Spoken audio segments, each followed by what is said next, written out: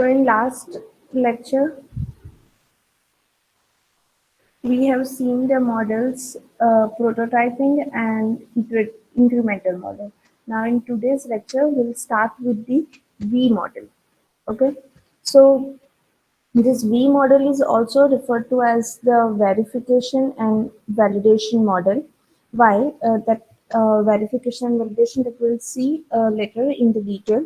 But in this V model, each phase of SDLC must complete before the next phase starts. Okay, so you can say it follows a sequential design process, same as the waterfall model, but here testing of the device, testing of the software is also planned in parallel with a corresponding stage of development. So this V model provides us a means of testing of software at each stage.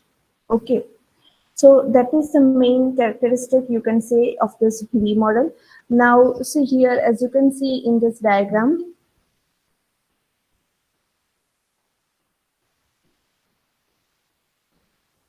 as you can see in this diagram, the first phase will be of requirement gathering, then system analysis, then next will be of software design, then we are going to design the modules, and then we are going for the coding.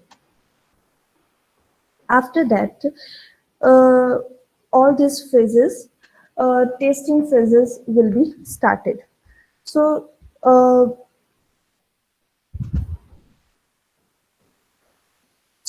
basically, what is there in requirement gathering? So we can say the product requirements are understood from the customer's side, and we can say that in this particular phase, as we know that it contains the detailed communication to understand the customer's expectation, requirements. Okay, all those things that is done in the requirement gathering phase. Now, next one is the system analysis. So you can say in this analysis phase, all those user requirements which we have gathered are analyzed, studied properly, and SRS document is prepared. That we know. Now this software design phase. So what has happened in that particular phase? So you can say all the list of modules, uh, their brief functionality, then uh, interfaces which are used, the relationship or the coordination of those different modules, their dependencies or databases, database tables, then all those diagrams, data flow diagrams, then you can say the use case diagram, class diagram, technology details. So all those things are decided in this software design phase. After that, in V model comes the phase of module design. So now what is the module design? So you can say in this particular module design phase, the system breaks down into small modules. As the name suggests of this phase, the system breaks down into a small modules, and the detailed design of each of those modules is specified in this particular module design phase.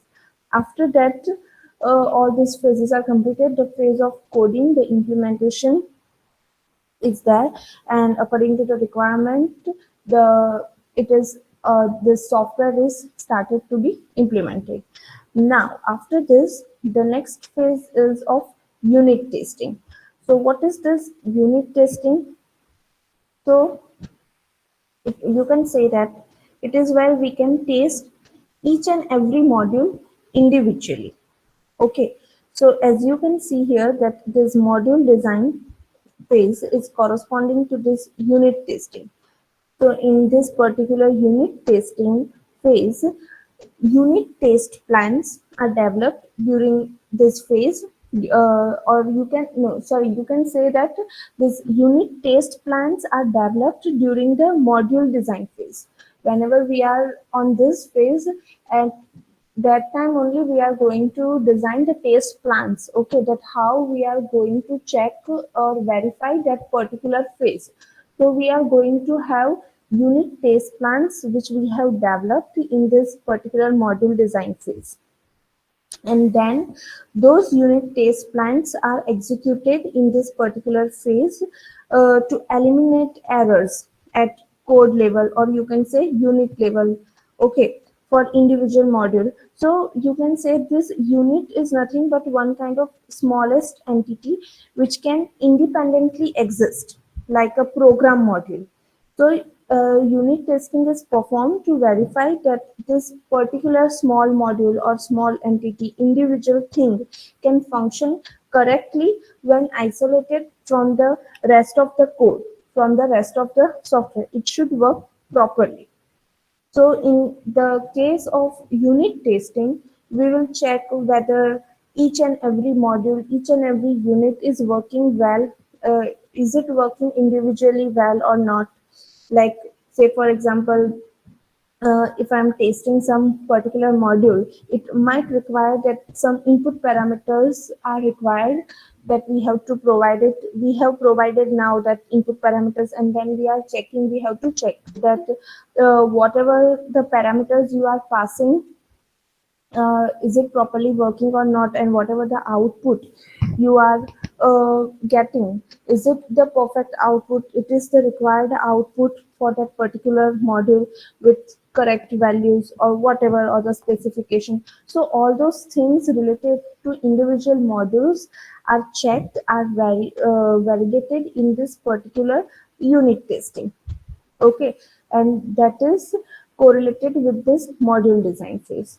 Now the next one is the integration testing. So as the name suggests, we are going, this integration testing is first of all corresponding with the software design, and same way, integration test plans are developed during this software design phase, and those are then verified in this particular integration testing phase. Okay, so as the name suggests of this integration testing, whatever we have integrated, that we have to check in this particular integration testing phase.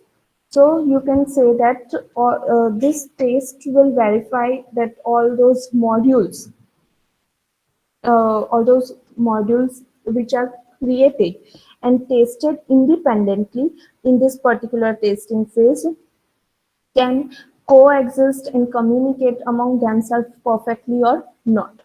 Okay, you have to check here that all those modules which are tested and they are working fine now. Individually, they are working fine now, but when we have integrated those modules, are they working fine, or are they communicating with each other well or not? So we can say that all those modules are getting interacted properly or not, or they are cooperating with each other well or not. So all those things are checked in this integration testing, like whether a module is passing some parameters to the another module.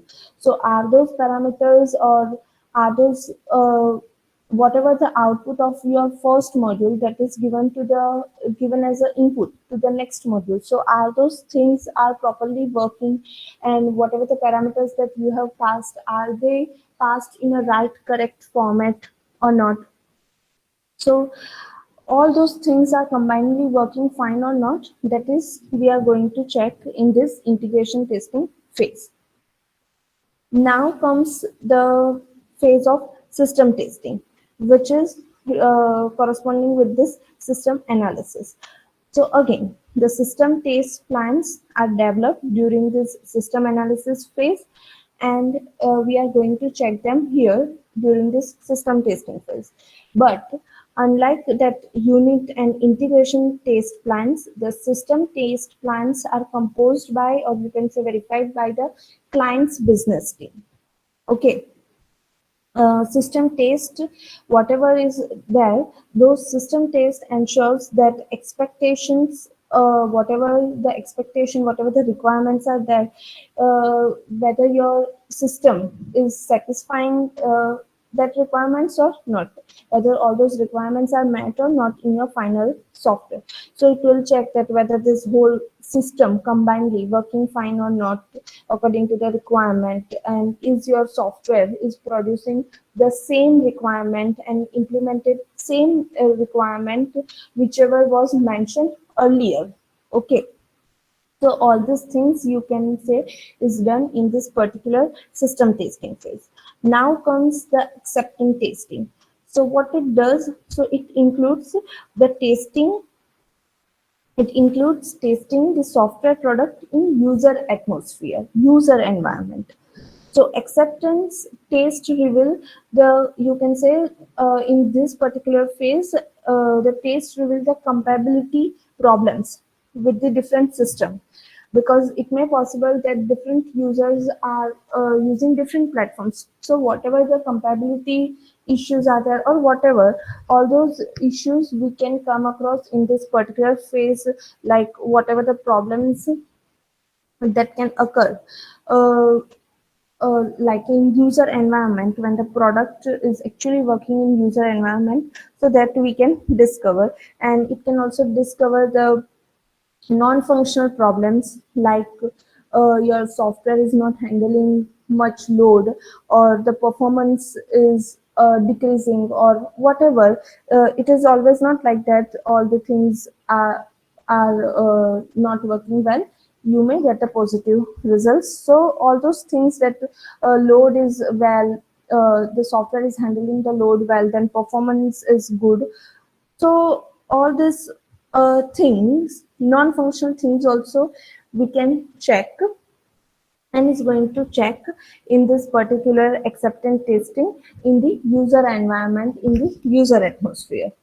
Okay, so from this you can say that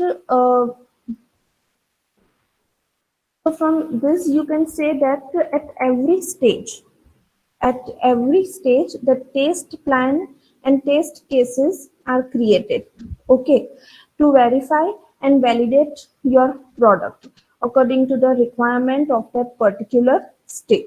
Every stage is going to have the test plan, that what we have to test for this particular software, or for this particular functionality, when it is going to be ready, what we have to done at that particular, what we have to check, or what we have to test at that particular moment, that things are decided here. The test plan and test cases are created here to verify that thing.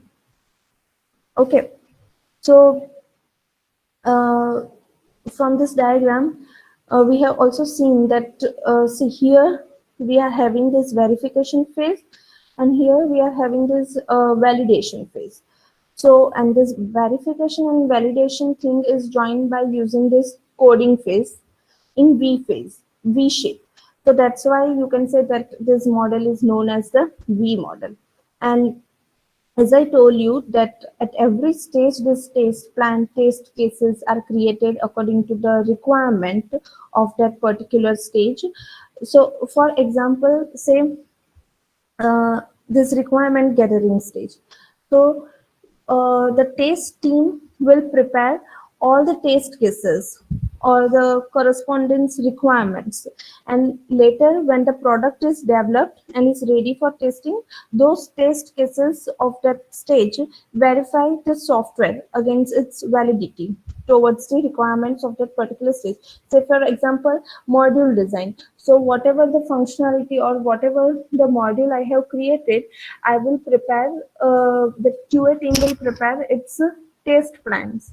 Okay, that this many functionality of this particular module is going to be checked whether it is perfectly working fine or not. And when that module is going to be ready, all those functionalities are going to be validated against those requirements, or against, you can say, the working of that particular module. The flow of that module will be checked. Okay, so you can say that this is the developer's life cycle and this is the tester's life cycle. And in actual scenario, the tester's life cycle is also started whenever any module or any functionality is started to be developed, because the QA people is also having to prepare the test cases, or they also have to prepare the test plans, so that if everything is ready, so at the end when the implementation is over for that particular thing, they can check and validate that. Okay, and so that you can move that feature ahead, or you can add that feature to your release. That is the scenario, actual scenario. Are you getting me?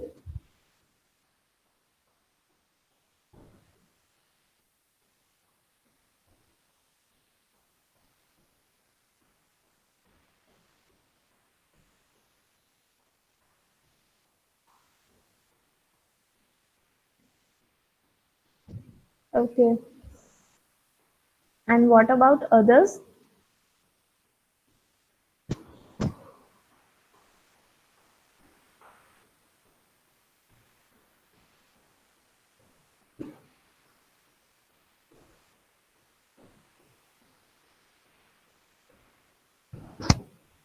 Okay, good.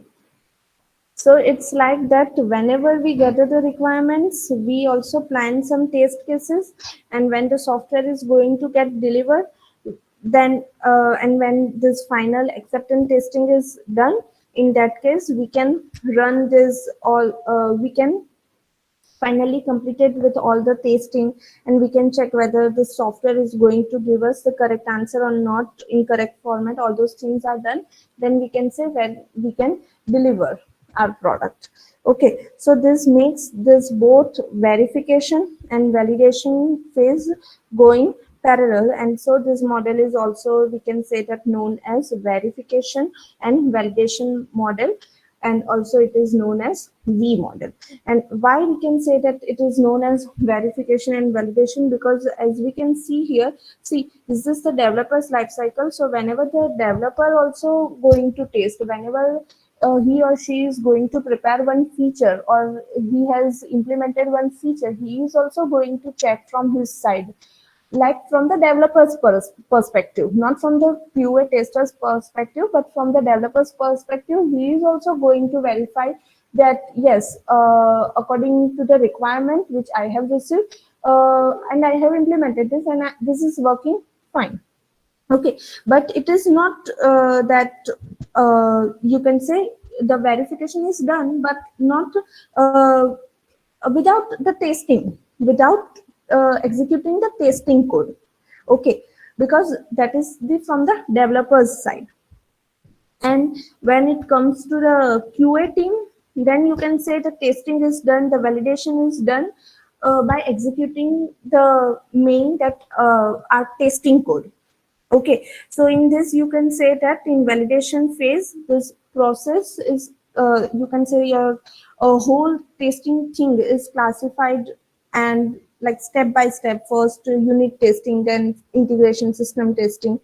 So everything is done in a systematic manner to validate, to check whether the software meets the customer expectation, customer requirements, whatever is developed here. Okay, so from all of this, what are the advantage of this V model is, first of all, see, from the diagram also, and from this understanding, we can say that it is easy to understand, it is easy to use, implement. Okay, that um, the one feature is testing. The testing methods like planning, test case designing, all of this is prepared in early stages only, and it is prepared well before the coding stage. Okay, then due to this we can say that it saves a lot of time, and we can say that there is a higher chance of success as compared to that waterfall model, because here also waterfall model cycle is applied, but here the testing is also parallelly done, the test cases are also parallelly prepared. So we can say that it saves a lot of time. And another thing is that we can use this when requirements are easily understood. Okay, because if we have the proper requirements, then and only then we are going to prepare the test cases simultaneously. Okay, test plans, we can prepare the test plans simultaneously.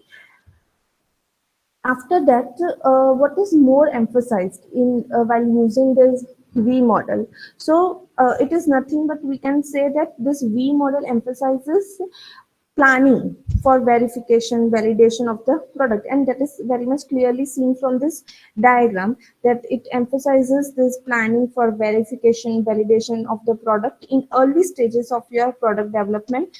And we know that each whatever we are going to deliver, that must be testable, that should be tested well properly, and that we have to deliver. So we can say that it more emphasis on this testing phase. And what are the disadvantages of this V model? So the first one is the very rigid and least flexible. Why so? Because as I told you, the requirements should be proper. Okay, the requirements should be not ambiguous and they are clearly defined. Otherwise, see, if there is some change is there in midway of this process, what is going to happen? All the phase documents which we have prepared, all the phase plans which we have prepared with those requirements at that particular stage, that is also going to be updated. Okay, so it's kind of a tedious process that all the things need to be changed if your requirement is going to be changed. And so you can say that it does not easily handle all those dynamic changes in the requirement. So it's better that you have all the requirement beforehand. And also the software is developed during the implementation stage only.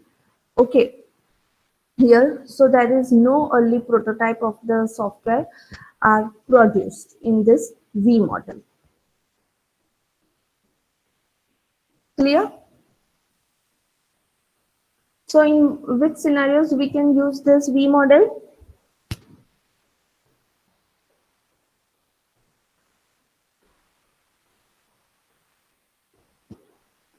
We can say we can use this V model when the requirement is well defined and not ambiguous.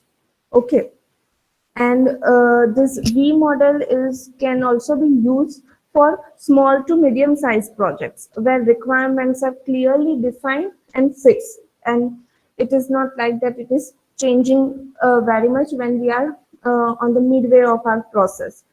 So this particular model should be chosen when you can say that you have all those requirements are perfectly fine and defined and fixed. And also you need to have technical expertise. It is good to use, it is better to use when you have technical expertise, essential technical expertise with you, and you have those technical resources because you have to go through all those phases in this particular model. So that's all about this V model.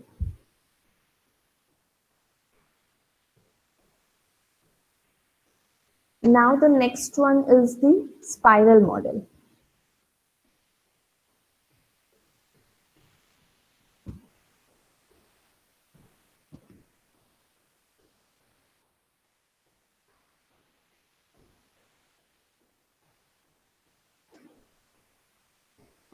So yeah, from this diagram of spiral model, you can say that this model is a combination of both iterative model and SDLC model. Why so? Because as you can see here that see, we are going to have cycles, multiple cycles in this spiral model.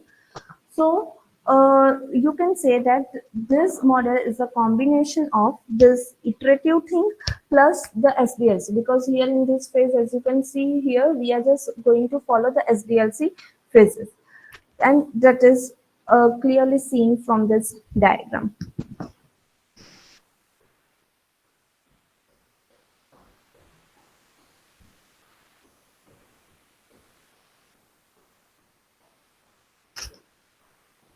Now, the another thing is that this model is also going to consider the risk. which often goes on unnoticed by several other models. Okay, whatever we have seen earlier. So the risk management facility is the main characteristics of this spiral model, and that is, you can say that it has the capability to handle the risk uncertainty of the risk. So this is the spiral model, which is just going to combine your one of the SDLC model with this cyclic process, which with this iterative process. Okay, so let's first see this.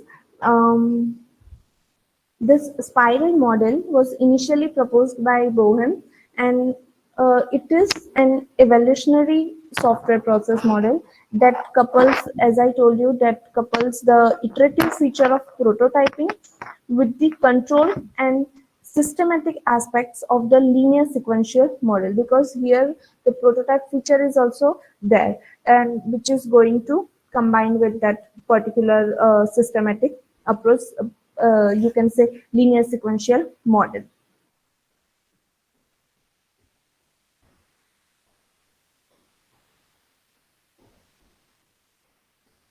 Then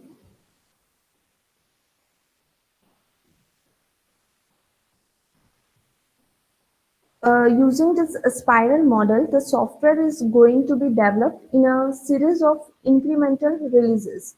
Okay, as you can see in this particular diagram, whatever, see, I have taken first cycle. Okay, so whatever I have, that is to be delivered. So at the end of each increment, at the end of each cycle, I'm going to release something, I'm going to deliver something. So it is, you can say that whatever the software is there, that is developed in a series of incremental release. And this particular thing, uh, the spiral model implements the potential for rapid development of new version of your software. Right. So you can say that during this early iteration or during these early cycles, uh, the release may be, what can be your release? It may be your paper model or a prototype, only the prototype. But as soon as you are going to develop your software using the spiral model, during the later iterations, more and more complex version of your system, of your software, that are produced and that you are going to deliver. Are you getting me?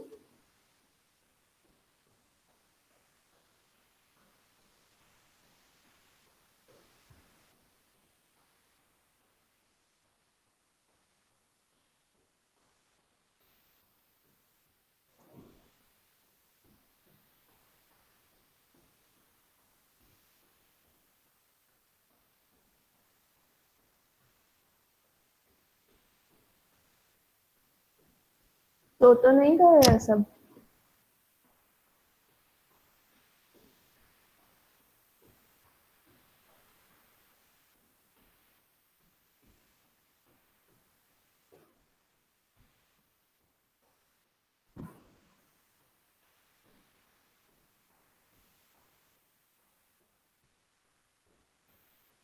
Okay, that's so.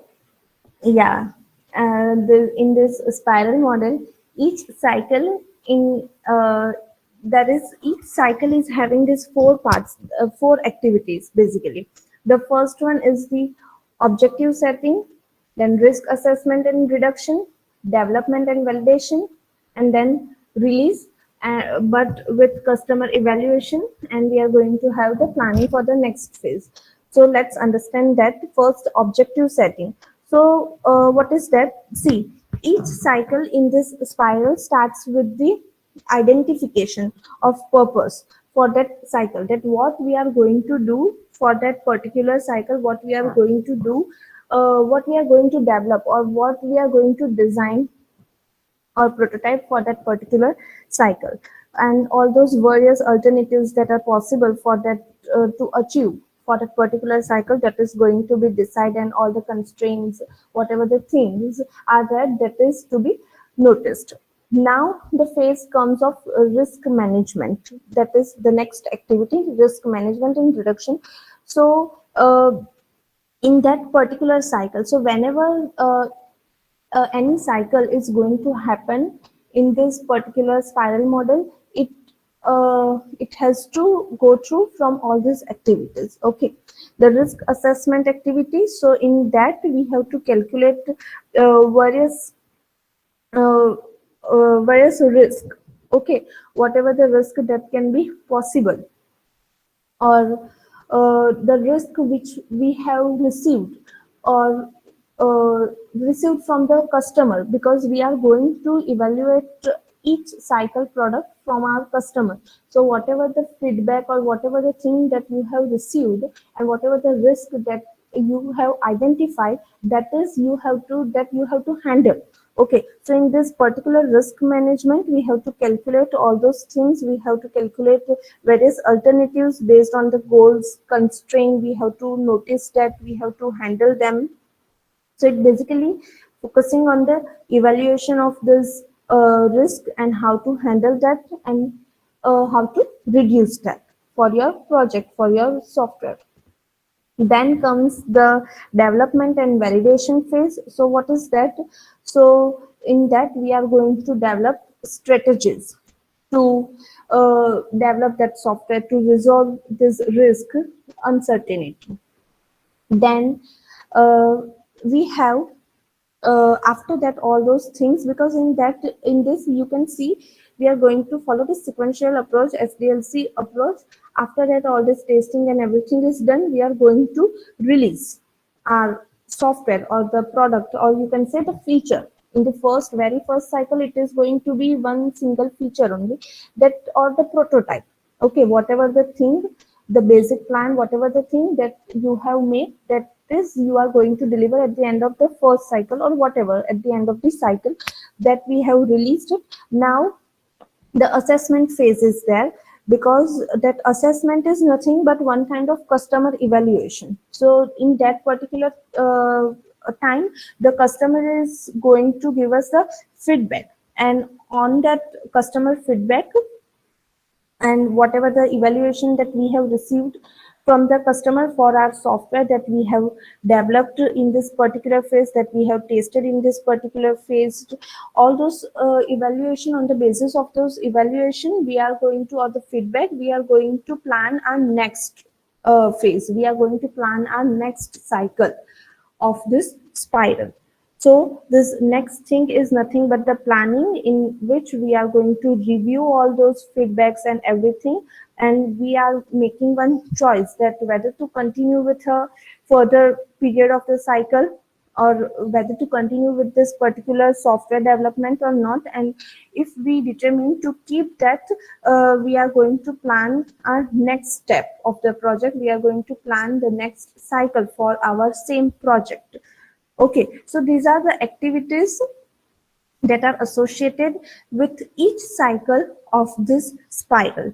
So say for example that if we talk about for the very first cycle of this spiral model, you are going to develop your software using this spiral model. So what would be the first cycle? You can say phase or cycle one, whatever. So what we are going to have, see, first basically we'll decide what is our plan, what is our major plan. Then we basically design all those requirements and everything. Then we make one prototype, because this model is also have the feature of this prototype along with this iteration and this as sequential linear model. Okay, so we are also going to first we are going to identify what are the objectives of that and everything. After that we will design the prototype thing. Then we'll highlight all those risk, all those things that can occur while developing this software. We'll analyze them, and after that, at the end, we'll uh, give it that particular whole prototype which we have built to our customer, and we'll make it evaluated from our customers. Okay, that is going to be happen in the very first cycle. as you can see here. Okay, so after in this particular first cycle, we are not obviously we are not having any coding phase or whatever. We are having this prototype, and that thing we are going to evaluate it, we make it evaluated from the customer.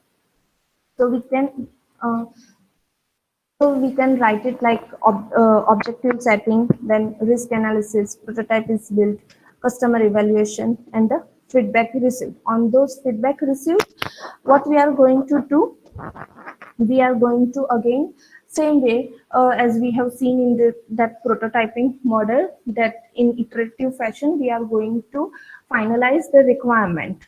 So again, using those feedback from those reviews, evaluations, we are going to define our requirements, we are going to redefine our prototypes. Okay, so you can say that uh, using this all those things, we are going to have now the requirements, proper final requirements, and that we are going to document it properly and make it validated from the customer, and so that we have now the final prototype. See, it is just a cycle too, but it can take many iterations.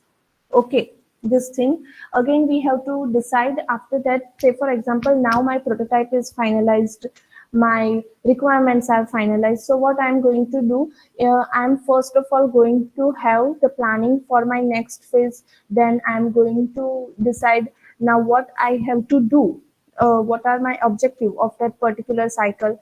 After that, I'm again going to, now my requirements are final, so I am going to start developing my project, my software. So again, you can say all the risks are now known here. Okay, because you have go through many cycles to finalize your prototype, your requirements. So now the risk is known to you, and in that third cycle or fourth cycle, you are going to manage all those risks. Because customer से जब भी हम evaluate करवाते हैं, we can come to know that whatever the requirements from that, and on those basis of those requirements, what new risk or what kind of risk can occur. So we can handle all those risks, and after that,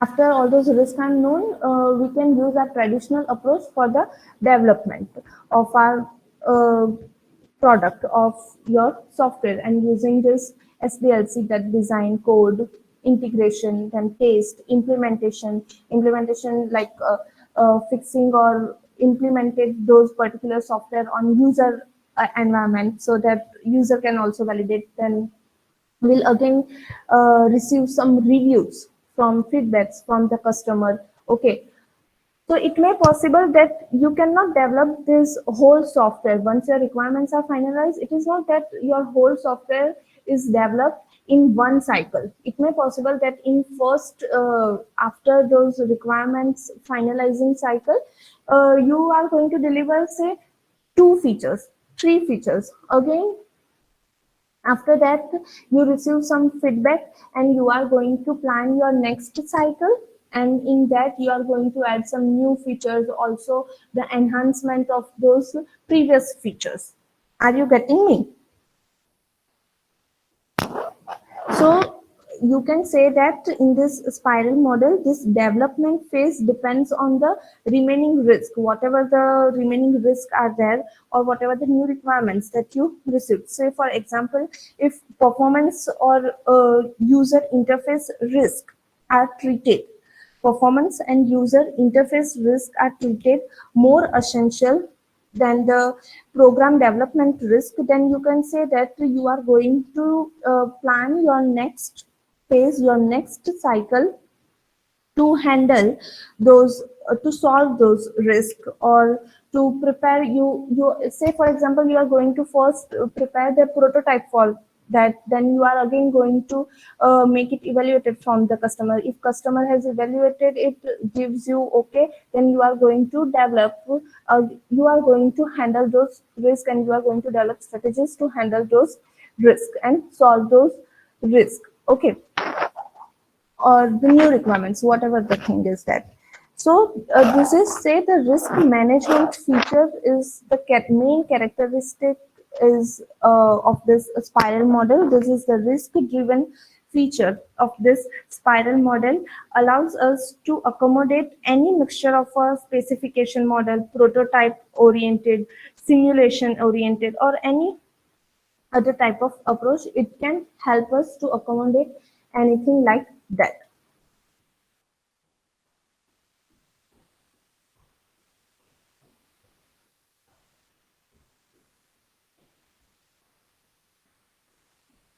So yeah, that's what written in this particular step, that this main focus, or you can say the essential element, essential focus of this model is that each cycle of the spiral is completed by a review that includes all the products developed in that particular cycle, and it also includes the plans for the next cycle, whatever on the basis of the reviews or feedback that we have received, because we are going to have continuous validation review from the people, from the customer, or you can say the concerned people. You are going to have continuous review in this spiral model, and so whenever you are going to have some problem or you identify those problems, so you are going to uh, again plan the next cycle according to that, and you will evaluate, or you can classify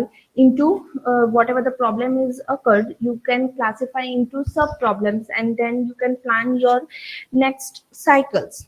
Okay, and you can handle those things, and you can handle all those risks which can occur on the basis of those reviews and feedbacks. So you can say that this spiral model works for the development also, as well as for the enhancement of your project also. It would help you.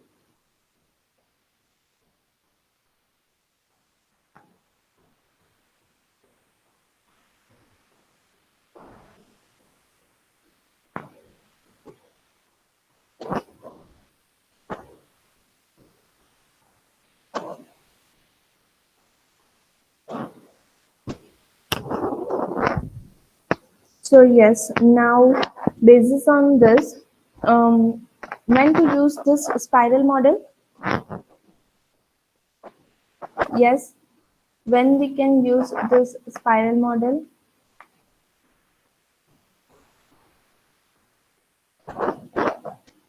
Um, each cycle represents new feature to be released in case of large projects. Yeah, in case of large projects, Ajita, we can use this. Each cycle represents new feature to be released. Yes, it depends, Ekta, that see, in as I told you, in earlier cycles, it would be just your paper model or prototype that you have to finalize from your customer. After that, each cycle you can deliver a new feature, and you can release a new feature, or you can also provide the enhancement version of that feature also. So it is not every time that you are going to have a new feature, because that is the characteristic of this model, that it is also helpful for the development also, and for the enhancement of your project, for your software also. So whatever the output, or whatever the review or the feedback which we have received from the customer, on the basis of that we are going to plan our next cycle. So it can be a new feature, or it can be the enhancement of our previous feature. I hope I'm clear now.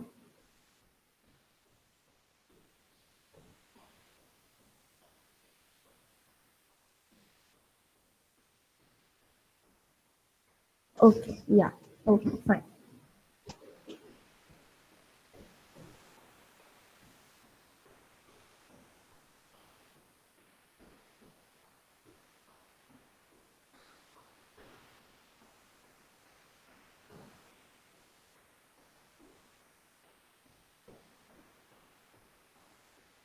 So yeah, the question was when we can use this spiral model. One is that we can use for the large projects. One is that uh, when we have the budget, a high budget project. Okay. Also, we can use this model when the requirements may change. Okay, anytime, because we have the facility to handle that thing in this spiral model. So in large budget projects, large projects, we can use this spiral model when your requirement can be changed, when your requirements are unclear and complex. That also is the scenario where you can use this spiral model. Okay. And when you have to provide something at the end of each cycle, that can be anything, like on the early basis it can be a prototype version, or after that a feature or enhanced version, or your whole software at the end, whatever, but you need to frequently deliver something. So in those scenarios, we can use this prototype model. Now, on the basis of that, what can be the advantages? So the main advantage is that we know that it has this facility of high risk analysis compared to all other models. Then we can use it for the large projects. Okay, so here we are going to we are also going to handle, or we are also going to maintain our software quality during the development. Why? Because we have the facility of this risk analysis, continuous risk analysis, and continuous reviews or feedback received, and those reviews conducted from the customers or whatever. So that quality, that is also be maintained in this particular, by developing our software using this particular model.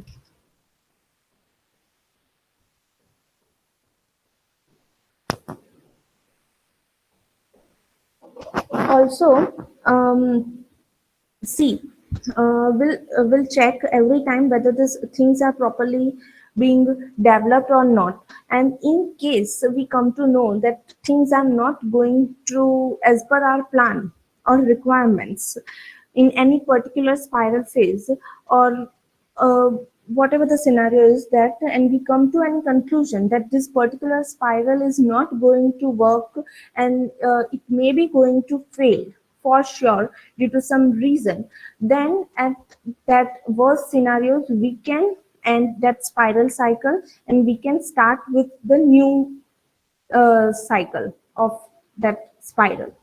Okay, we can also do that in the worst scenario if we come to know some conclusion that this cycle is not going to work.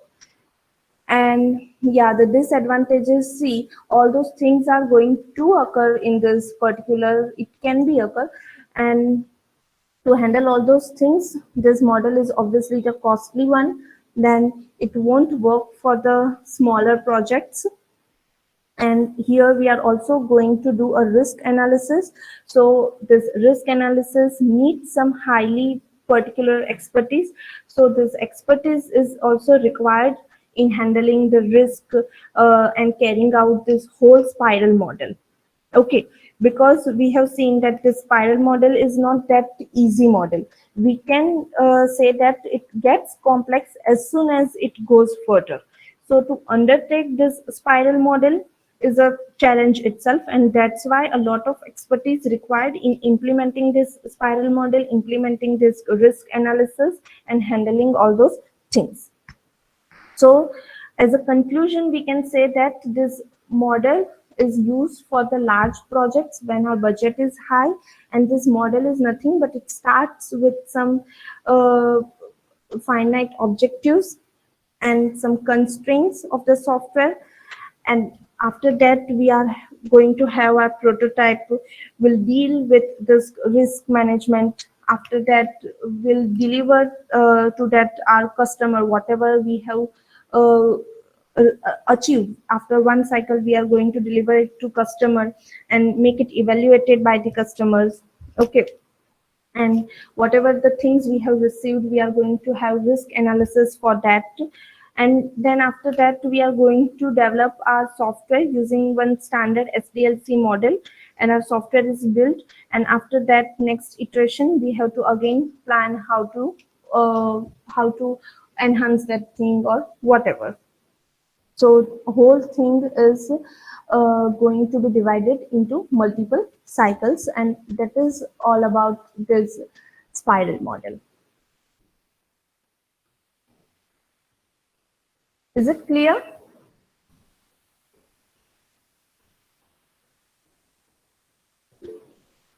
Yes. Okay, good.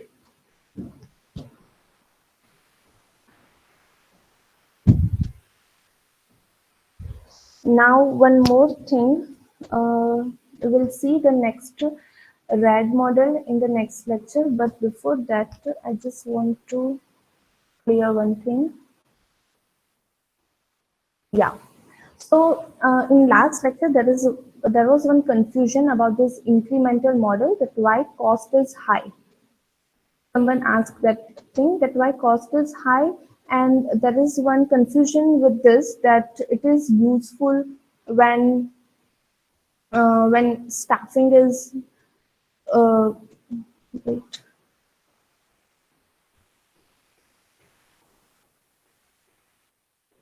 is my screen visible?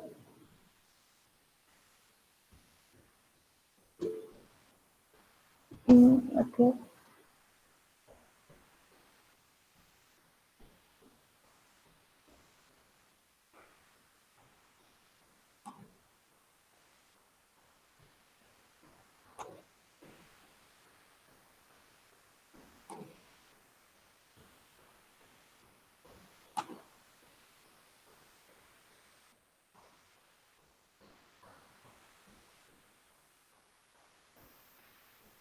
Yeah.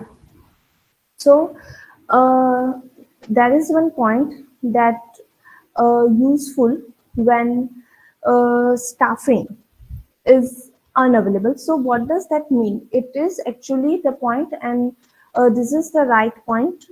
It should not be removed from this. That was a misunderstanding in the last lecture, which I want to clear now, that this incremental development is particularly useful, or incremental model is particularly useful when staffing is unavailable. What does that mean?